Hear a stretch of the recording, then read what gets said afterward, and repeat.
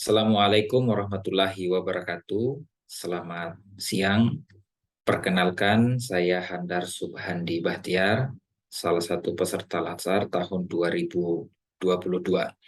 Pada kesempatan kali ini, saya melalui video yang singkat ini akan membahas resume hasil pembelajaran pada agenda pertama. Secara garis besar kita ketahui pada agenda pertama kita diberikan materi dengan 3 hal pokok. Yang pertama adalah wawasan kebangsaan dan nilai-nilai bela negara. Yang kedua adalah isu-isu kontemporer. Dan yang ketiga adalah kesiapsiagaan bela negara. Nah, mari kita urai satu persatu. Yang pertama terkait dengan wawasan kebangsaan dan nilai-nilai bela negara.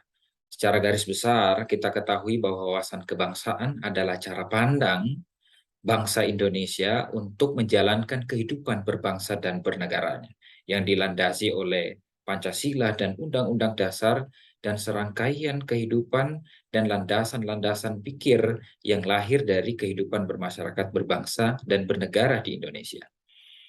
Kemudian dari nilai-nilai bela negara, secara garis besar kita tahu bahwa upaya atau nilai bela negara atau bela negara itu sendiri adalah tekad dan sikap dan perilaku untuk terus menjaga keutuhan dan kedaulatan bangsa atas dasar cinta kepada tanah air, cinta kepada Negara Kesatuan Republik Indonesia.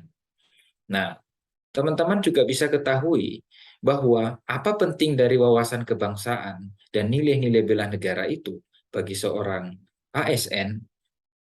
Pentingnya nilai-nilai bela negara dan wawasan kebangsaan adalah sebagai landasan awal bahwa sebagai pelaksana fungsi aparatur sipil negara sepanjang yang kita ketahui adalah yang pertama adalah sebagai pelaksana kebijakan publik, yang kedua adalah pelaksana pelayanan publik, dan yang ketiga adalah pemersatu bangsa.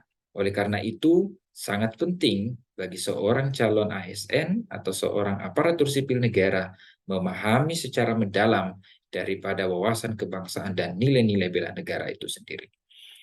Yang kedua, terkait dengan isu-isu kontemporer, kita ketahui hari ini bahwa perkembangan peradaban, perkembangan teknologi, dan perkembangan kehidupan berbangsa dan bernegara, dan dinamika hubungan sosial masyarakat secara nasional dan global membawa pengaruh yang luar biasa.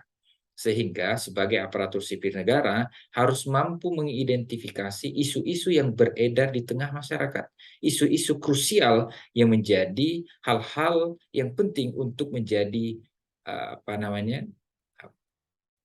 pemutus daripada kebijakan yang akan dilakukan oleh seorang aparatur sipil negara.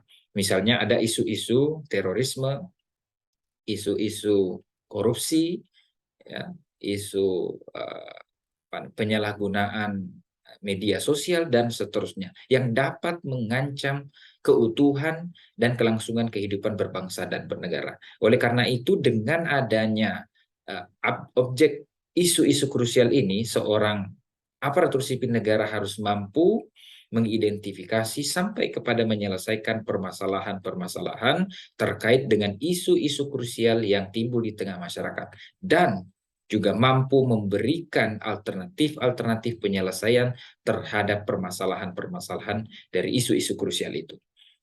Yang ketiga, terkait dengan kesiapsiagaan bela negara.